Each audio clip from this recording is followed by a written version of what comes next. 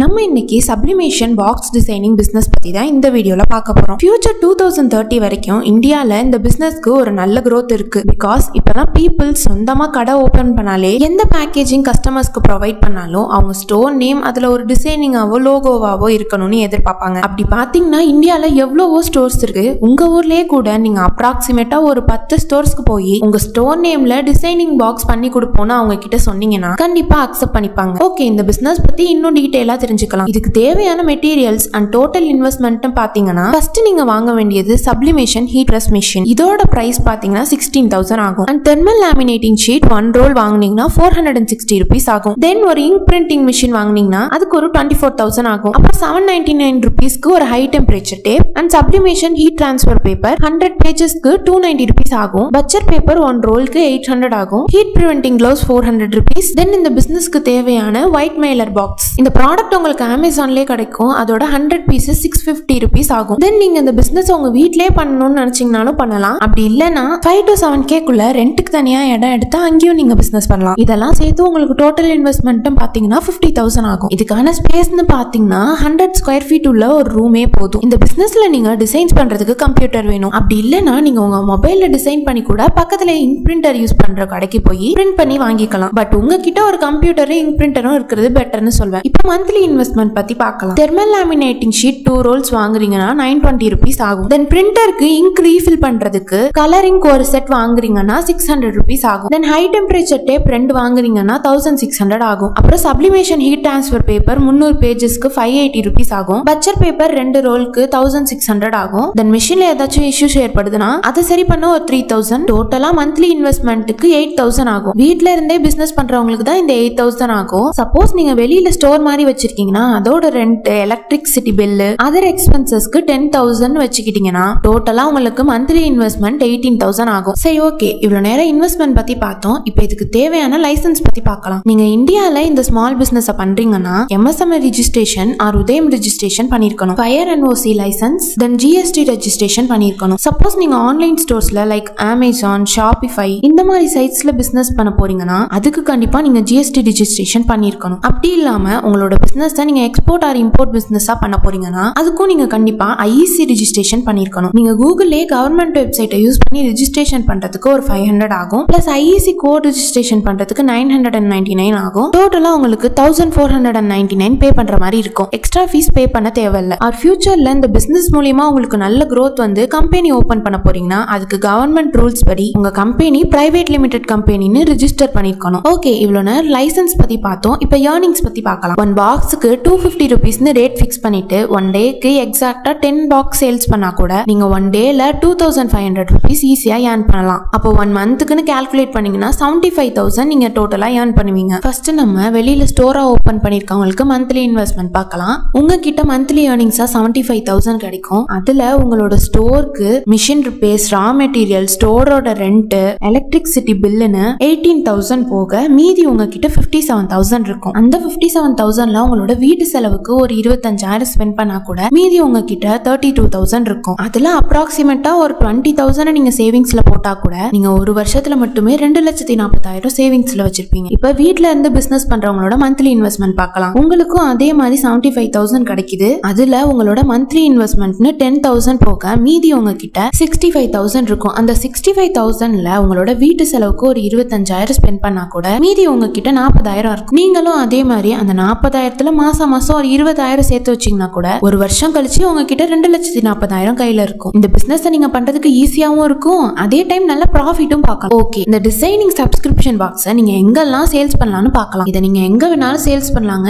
ஏன் சொல்றேன்னா மேக்ஸிமம் எல்லா ஸ்டோர்ஸ்லயும் அவங்க ப்ராடக்ட்ஸை ஓன் பிராண்ட்ல கொடுக்கணும்னு தான் யோசிப்பாங்க. நீங்க இந்த டிசைனிங் பாக்ஸை hygiene and personal care products, art and educational kids, wellness, gift box, food subscription box, event and wedding supplies, toys and game subscription, welcome kids, cosmetic and makeup, jewellery and accessories, appliances இந்த மாதிரி stores வச்சிருக்கவங்க கிட்ட கூட நீங்க இதை sales பண்ணலாம். அப்படி இல்லனா கூட நீங்களே ஓனா ஒரு டிசைன் பண்ணி அமேசான், பிளிப்கார்ட் இந்த மாதிரி ஆன்லைன் ஸ்டோர்ஸ்ல கூட சேல்ஸ் பண்ணலாம். பட் அந்த மாதிரி சைட்ஸ்ல உங்களோட ப்ராடக்ட்ஸ் ஒரு யூனிக்கா எல்லாருக்கும் ஷோ ஆகாது. அதே நீங்க உங்களோட பிசினஸ் ஓனா ஒரு இ-காமர்ஸ் ஸ்டோர் கிரியேட் பண்ணி அங்க உங்களோட ப்ராடக்ட்ஸை சேல்ஸ் பண்றப்ப அது ஒரு யூனிக்கான வேயா இருக்கும். உங்க பிசினஸ்க்கும் ஒரு நல்ல growth இருக்கும், நீங்க யூனிக்காவும் தெரிவிங்க. ஆனா ஓனா ஒரு இ-காமர்ஸ் ஸ்டோர் கிரியேட் பண்றதுக்கு நிறைய நிறைய மணி ஸ்பெண்ட் பண்ணணுமே, அவ்வளோ பணத்துக்கு எங்க போறதுன்னு யோசிக்கிறீங்களா? உங்களுக்கு அந்த கவலையே வேணாம். கூகுள்ல ஸ்டோர்ஸ் பார்ட்னு ஒரு வெப்சைட் இருக்கு. அதுல நீங்க உங்களோட இ-காமர்ஸ் ஸ்டோரை ஃப்ரீயாவே ஓபன் பண்ணிக்கலாம். நீங்க ஃபர்ஸ்ட் 3 monthsக்கு ஃப்ரீ ட்ரையலாவே இதை யூஸ் பண்ணிக்கலாம். அது மட்டும் இல்லாம இவங்க 1 year பிளானா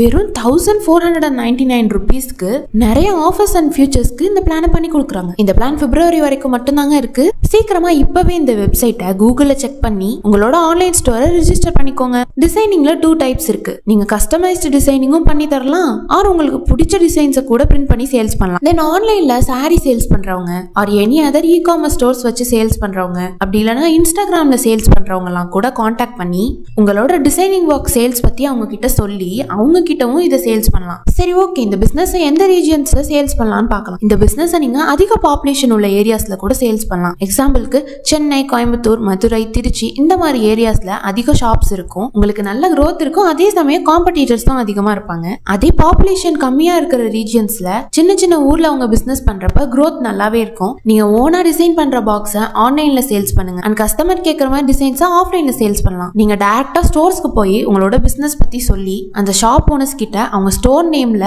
சாம்பிளுக்கு ஒரு டிசைன் பாக்ஸ் பண்ணி காமிச்சீங்கன்னா அவங்க கண்டிப்பா இம்ப்ரெஸ் ஆவாங்க. அவங்க ஓகே பண்ணிட்டாங்கன்னா நீங்க அவங்க ஸ்டோர்க்கே லைஃப் டைம் பிசினஸ் மாதிரி கூட பண்ணி தரலாம். ஒரு மாசத்துக்கு 1000 பாக்ஸ் டிசைன் பண்ணி தரேன்னு அவங்க கிட்டே ஆர்டர் மாதிரி எடுத்து மாசம் மாசம் அவங்களுக்கு அந்த ஆர்டர்ஸ் பண்ணி கொடுக்கறப்ப உங்களுக்கு நல்ல ப்ராஃபிட் இருக்கும். ஒரு பாக்ஸுக்கு 100 ரூபான்னு ரேட் கம்மி பண்ணி கொடுத்தீங்கன்னா கூட மாசம் 1 லட்சம் ரூபாய் வரைக்கும் அந்த ஸ்டோருக்கு டிசைன் பண்ணி கொடுத்தே நீங்க ஏர்ன் பண்ணிடலாம். இத மாதிரி நீங்க ஒரு 2 ஸ்டோர்ஸ்க்கு ஆர்டர் எடுத்து பண்றீங்கன்னா உங்களுக்கு நிறைய மெட்டீரியல்ஸ் தேவைப்படும் அண்ட் உங்களுக்கு நிறைய ஆர்டர்ஸ் வர வர இன்னொரு சப்ளிமேஷன் பிரிண்டிங் மிஷின் வாங்குற மாதிரி இருக்கும். ஸோ ஆர்டர்ஸ் அதிகமா வர வர உங்களால தனியா அவ்வளோ பாக்ஸும் டிசைன் பண்ண முடியாது. ஸோ 20,000க்கு வேலைக்கு ஒரு ஆள் மாதிரி வச்சுக்கிட்டீங்கன்னா உங்களுக்கும் வேலை முடிக்க ஈஸியா இருக்கும். இவ்வளவு நேரம் எந்த ரீஜியன்ல எப்படி எல்லாம் பிசினஸ் பண்ணலாம்னு பார்த்தோம். இப்போ இந்த மிஷினை எப்படி யூஸ் பண்றதுன்னு பார்க்கலாம். ஃபர்ஸ்ட் உங்களோட கம்ப்யூட்டர்ல டிசைன் பண்ணிட்டு அதை இம்பிரிண்டர் யூஸ் பண்ணி சப்ளிமேஷன் டிரான்ஸ்ஃபர் பேப்பர்ல பிரிண்ட் பண்ணிருங்க. தென் ஹீட் பிரஸ் மிஷின்ல ஒரு பட்ஜெட் பேப்பரை வச்சுட்டு அது மேல ஒரு மெயிலர் பாக்ஸை வச்சுட்டு அதுக்கு மேல ஒரு தெர்மல் லேமினேட்டிங் ஷீட்டை வச்சு டைம் அண்ட் ஹீட் செட் பண்ணிட்டு வெயிட் பண்ணுங்க. இந்த பாக்ஸ்ல லேமினேட்டிங் ஷீட் யூஸ் பண்றதும் பண்ணாததும் உங்க விருப்பம். லேமினேட்டிங் ஷீட் யூஸ் பண்றது பாக்ஸோட சைனிங்காக, அதனால கஸ்டமர்ஸ்க்கு ஒரு இம்ப்ரெஷன் ஏற்படும். தென் அந்த லேமினேட் பண்ண பாக்ஸை எடுக்கிறதுக்கு முன்னாடி கிளவுஸ் போட்டுக்கோங்க. அதை வெளியில எடுத்துட்டு மறுபடியும் நீங்க பிரிண்ட் பண்ண டிசைனிங் பேப்பரை அந்த பாக்ஸ் மேல வச்சு அது மேல ஒரு பட்ஜெட் பேப்பரை வச்சுட்டு மறுபடியும் ஹீட் பிரஸ் கொடுத்தீங்கன்னா உங்களோட டிசைன் அந்த பாக்ஸ்ல பிரிண்ட் ஆயிடும். சோ இவ்வளவுதாங்க டிசைனிங் பாக்ஸோட ப்ராசஸ். இப்போ இதோட அட்வான்டேஜ் அண்ட் டிஸ்அட்வான்டேஜஸ் பத்தி பார்க்கலாம். அட்வான்டேஜஸ்னு பாத்தீங்கன்னா நீங்க ஒரு ஸ்டோருக்கு அவங்களோட பிராண்ட ஒரு லோகோவா டிசைன் பண்ணி அதை அவங்க கிட்ட சேல்ஸ் பண்றப்ப மக்கள் மத்தியில அவங்க ஸ்டோருக்கு ஒரு ஸ்ட்ராங்கான பிராண்ட கிரியேட் பண்றப்ப கண்டிப்பா உங்களுக்கு நிறைய ஆர்டர்ஸ் கொடுப்பாங்க. அவங்க பிராண்ட் யூனிக்கா மத்த காம்படிட்டர்ஸை விட டிஃபரெண்டா தெரியும். செகண்ட் ஒன் பாத்தீங்கன்னா நீங்க ஸ்பெசிபிக் கஸ்டமைஸ்ட் பாக்ஸை டிசைன் பண்ணி கொடுக்கறப்ப அதுல அவங்க ப்ராடக்ட்ஸை வைக்க ஃபிட்டாவும் நல்ல ப்ரொடெக்ஷன் அண்ட் ஹேண்ட்லிங்கும் இருக்கும். அதனால உள்ள இருக்கிற பொருளுக்கு எந்த டேமேஜும் ஆகாது. கஸ்டமர்ஸ்க்கு design wise and protection wise நல்ல ஒரு இம்ப்ரெஷன் வரும். தேர்ட் ஒன் பாத்தீங்கன்னா கஸ்டமைஸ்ட் மெயிலர் பாக்ஸ் எல்லாம் கார்ட்போர்ட்ல இருக்கிறதால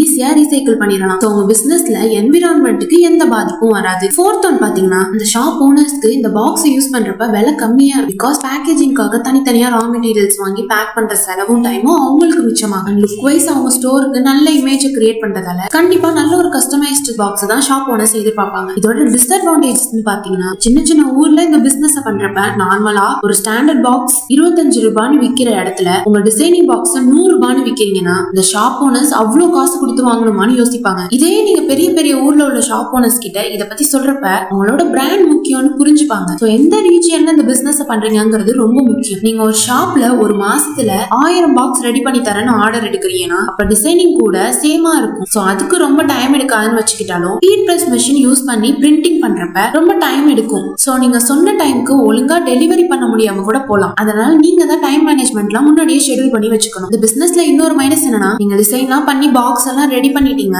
எல்லாமே பினிஷ் பண்ண பிறகு அந்த ஷாப் ஓனர் பார்த்துட்டு ஏதாச்சும் ஒரு மிஸ்டேக் இருக்குன்னு சொல்லிட்டு இதை ரிஜெக்ட் பண்ணிட்டாங்கன்னா உங்களால அந்த பாக்ஸ்ல எந்த கரெக்ஷனும் பண்ண முடியாது. அப்ப அந்த இடத்துல உங்களுக்கு தான் கண்டிப்பா லாஸ் ஆகும். சோ சின்ன சின்ன மிஸ்டேக் பண்ணிட்டாலும் திரும்ப அந்த பாக்ஸ்ல கரெக்ஷனே பண்ண முடியாது. ரொம்ப கேர்ஃபுல்லா டிசைன் பண்ணணும். இன்னொரு டிஸ்அட்வான்டேஜ் என்னன்னு பாத்துக்கிட்டீங்கன்னா நீங்க ஒரு ஸ்மால் பிசினஸா சின்ன ஸ்பேஸ்ல பண்றீங்கன்னா ஆர்டர் ஸ்டார்டிங்ல கம்மியா வந்தாலும் போக போக நிறைய ஆர்டர் வரப்ப அந்த சின்ன ஸ்பேஸ்ல உங்க பிசினஸ் ரன் பண்றதுக்கு உங்களுக்கு ரொம்ப டிஃபிகல்ட்டா இருக்கும். ஒரு 1000 பாக்ஸ் ரெடி பண்ணி கொடுக்க போறீங்கன்னா பேக்கேஜிங்ல இருந்து ப்ராடக்ட்ஸ் ஒரு இடத்துல வைக்கிறது வரைக்கும் அட்லீஸ்ட் ஒரு 200 ல இருந்து 300 ஸ்கொயர் ஃபீட் ஏதாச்சும் இருக்கணும். சோ ஓவராலா இந்த பிசினஸ் நீங்க பண்றதுக்கு ஒரு நல்ல சாய்ஸ் தான். பிகாஸ் ஒரு ஸ்டோரோட பிராண்டை இம்ப்ரூவ் பண்றது, ப்ரொடெக்ஷன், என்விரான்மெண்ட், மக்கள் இந்த மாதிரி ப்ராடக்ட்ஸ் தான் எதிர்பார்க்கறாங்க. பட் எந்த ஒரு பிசினஸ் பண்றதுக்கு முன்னாடியும் அதோட அட்வான்டேஜ் அண்ட் டிஸ்அட்வான்டேஜஸ் செக் பண்ணிட்டு டிசைட் பண்ணுங்க. ஓகே, இப்போ இந்த மிஷின் யூஸ் பண்ணி வேற என்னெல்லாம் டிசைன் பண்ணி பிரிண்ட் பண்ணலாம்னு பார்க்கலாம். சோப் பாக்ஸ், பெர்ஃப்யூம் பாக்ஸ், ஸ்பேர்மா box, cosmetic box, sweets and cookies box, pizza box, cake box, candle box, chocolate box, cracker பாக்ஸ்னு சொல்லிட்டே போலாம். பிகாஸ் எந்த ஒரு ப்ராடக்ட்னு நீங்க எடுத்துக்கிட்டாலும் அதுக்கு ஒரு லுக் அண்ட் ப்ரொடெக்டிவான பேக்கேஜிங் ரொம்ப முக்கியம். சோ இந்த பிசினஸ்ல